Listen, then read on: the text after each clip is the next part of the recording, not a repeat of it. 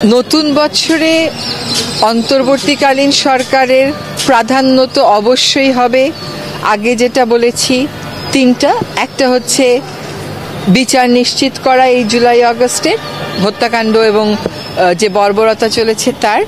দ্বিতীয় হচ্ছে যে সমস্ত সংস্কার করার প্রস্তাবনাগুলো আসবে সেগুলোর ব্যাপারে রাজনৈতিক মতৈক্য গড়ে সেই সংস্কারগুলো করা।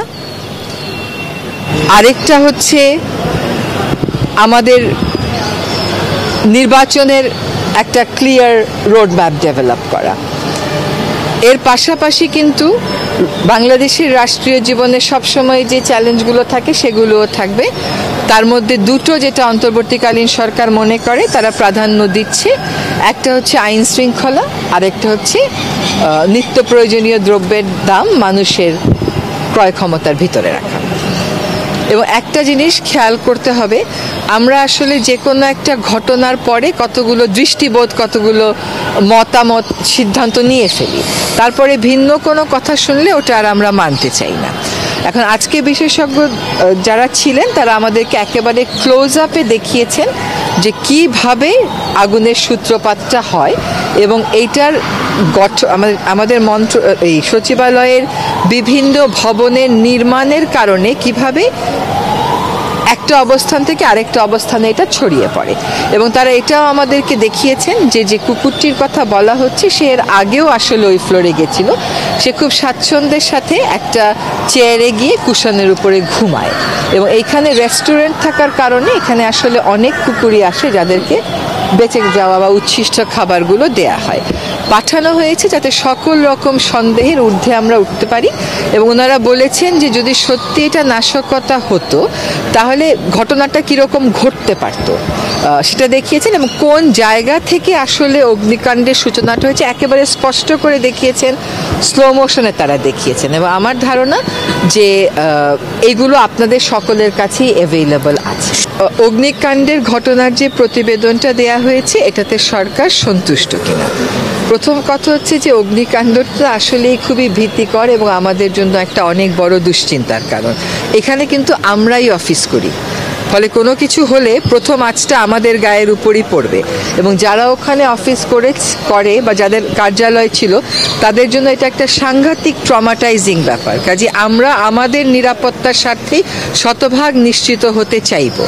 আমাদের করে দেওয়া কমিটি, কিন্তু আমরা কোনো বায়াস থেকে এই কমিটি করিনি। আমরা বুয়েটকে বলেছি যে আপনারা 3 জন বিশেষজ্ঞ দেন, বুয়েট নিরপেক্ষভাবে দিয়েছে। পরবর্তীতে আরও 8 জন বিশেষজ্ঞ কোঅপ্ট করা হয়েছে। ফলে ভরসা না করার কোনো কারণ আছে বলে আমরা মনে করছি না। এটা হচ্ছে 1 নম্বর। 2 হচ্ছে জুলাই প্রোক্লেমেশন। জুলাই প্রোক্লেমেশনের যে ব্যাপারটা, এটা হচ্ছে আসলে এরকম একটা বিপ্লবের পর এরকম একটা প্রোক্লেমেশন হয়, এটা খুব স্বাভাবিক ঘটনা। কিন্তু সেই সময় ঘটনা প্রবাহ খুব দ্রুত ঘটে গেছে। একটা কোটা বিরোধী আন্দোলন থেকে একটা সরকারের পতন হয়ে গেছে। আন্দোলনরত যারা ছিল তারাও বলেছে যে তারা অতটা প্রস্তুত ছিল না। আমরা যারা পরবর্তীতে দায়িত্ব নিয়েছি আমরাও নিয়েছি 3 দিন পরে, এবং আমরাও কেউ রাজনীতিবিদ নই। ফলে প্রোক্লেমেশনের প্রয়োজনীয়তা আমরা তখনই ফিল করেছি, একই সাথে আমরা ঐক্যের প্রয়োজনীয়তাটাও অনুভব করেছি। সেজন্য আমাদের শিক্ষার্থীরা যখন প্রোক্লেমেশনের কথা বলেছেন সেখানে আমাদের দ্বিমত করার কোনো সুযোগ নেই, কোনো কারণও নেই। কিন্তু আমরা সরকারের অবস্থান থেকে চেয়েছি যে এটা বাংলাদেশের জনগণের একটা প্রোক্লেমেশন হোক, এবং সেটা করার একটা উপায় হচ্ছে যারা এই আন্দোলনে অংশগ্রহণ করেছেন তাদের সকল পক্ষ, শিক্ষার্থী দল এবং অন্য সকল পক্ষকে সাথে নিয়ে একটা প্রোক্লেমেশন করার। ফলে সেই প্রক্রিয়াটা আসলে শুরু করার প্রেক্ষিতেই পরবর্তীতে আপনারা দেখেছেন যে সরকারের পক্ষ থেকে একটা প্রেস রিলিজ আপনাদেরকে পাঠানো হয়েছে। কাজেই ছোট কথায় উত্তর হচ্ছে যে সকলের সাথে কথা বলার প্রক্রিয়াটা শুরু হয়েছে, এখন হয়তো ড্রাফটিং এর প্রক্রিয়ায় আমরা যাব। শেষ ছোট করে তারা একটা সময় বেঁধে দিয়েছে 15 তারিখ, মানে আমাদের হাতে এখনো 14 দিন আছে। তারা যারা সময় বেঁধে দিয়েছে তারা তারা তো প্রোক্লেমেশনের জন্য আসলে নিজেরা প্রস্তুতি ছিল, তবে তারাও কিন্তু প্রথম থেকে এটা ক্লিয়ার করেছে যে তারাও চাচ্ছে সকল দলমত নিয়ে। কিন্তু যে সময় থেকে যে সময়ের মধ্যে চাওয়া হয়েছে আমাদের হাতে যথেষ্ট পরিমাণ সময় ছিল না একটা ঐক্যমতে পৌঁছানো, সেজন্যই আমি মনে করি যে 14 দিনের মধ্যে আমরা অবশ্যই বিষয়টা ইতিবাচকভাবে দেখব। এটা অসম্ভব কোনো কিছু। আসলে বিএনপির থেকে আমাদের সাথে যখন কথা বলা হয় তারা এই কথাটা বলেননি যে সংস্কারের প্রয়োজন নেই, তারা এই কথাটা বলেছেন যে সংস্কারের প্রয়োজন আছে এবং তারা সংস্কারের ক্ষেত্রে নিজেরাও তো মতামত দিচ্ছেন, তারাও লিখিত মতামত দিচ্ছেন। তার মানে হচ্ছে যে রাজনীতিবিদেরাও চাচ্ছেন যে সংস্কারটা হোক। এখন সংস্কারের ব্যাপ্তি কতটুকুন হবে, সংস্কার কোন কোন ক্ষেত্রে হবে, সেটা কার মাধ্যমে হবে, এইটা করার জন্য রাজনীতিবিদদেরও একটা অবস্থান আছে। সেটার ক্ষেত্রে কিন্তু আবার আমাদের মাননীয় প্রধান উপদেষ্টাও বলেছেন তিনি ঐক্যমতের জন্য একটা আলাদা করে কমিশন করবেন, যেটা নেতৃত্ব উনি নিজেই থাকবেন। কাজে রাজনীতিবিদদের থেকে আমরা যে ভাইবটা পেয়েছি, যে বার্তাটা পেয়েছি, সেটা হচ্ছে যে তারাও সংস্কার চান। হ্যাঁ, এবং তারা বলছে যে কেউ কেউ বলছেন মৌলিক সংস্কার করে নির্বাচন, কেউ বলছে সংস্কার হোক, কেউ বলছে নির্বাচন প্রাধান্য পাবে। আর আমাদের তালিকায় সবটাই প্রাধান্য, নির্বাচনের প্রাধান্য, সংস্কারও প্রাধান্য। জুলাই ঘোষণার ব্যাপারে আপনি বললেন যে ড্রাফট করছেন, ড্রাফট করিনি, ড্রাফটের প্রক্রিয়াটা শুরু হয়েছে, তার মানে শুরু হবে। শুরু হবে। সব পক্ষগুলো একমত হয়েছে, এটা আমরা বলতে পারবো? সব পক্ষগুলো মোটামুটিভাবে একমত যে একটা প্রোক্লেমেশন হতে পারে। সব পক্ষ ওই তাদের ওই সম্মতিটা থাকবে বলেই আমরা আশা করি।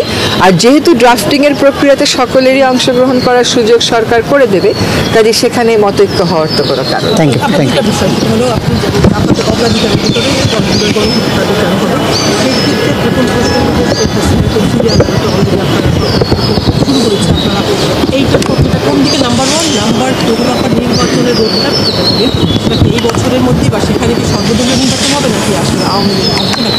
আচ্ছা, প্রথম কথা হচ্ছে যে আইনি প্রক্রিয়ার অংশ হিসাবে শেখ হাসিনাকে ফেরত চাওয়ার চিঠি পাঠানো হয়েছে।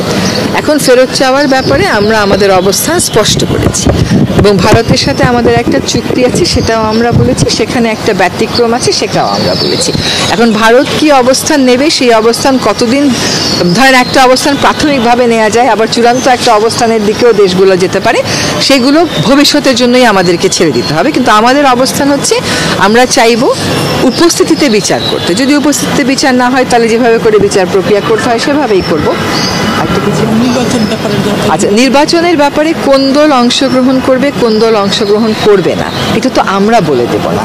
যে দল অংশগ্রহণ করতে চায় সে দল অংশগ্রহণ করবে। কোন দল কেমন করে অংশগ্রহণ করবে সেটা তো সেই দলকে সিদ্ধান্ত নিতে হবে। নিষিদ্ধ না করলে নির্বাচন করতে পারবে, এখন কথা হচ্ছে কি এই সমস্ত কথাগুলো নির্বাচন কমিশন থেকেই আসলে আসতে হবে। সরকারের পক্ষ থেকে যদি আপনারা কোনো অবস্থান দেখতেন যে সরকার এই দল নিষিদ্ধ করছে, তখন আপনারা এই প্রশ্নটা সরকারকে করতে পারতেন।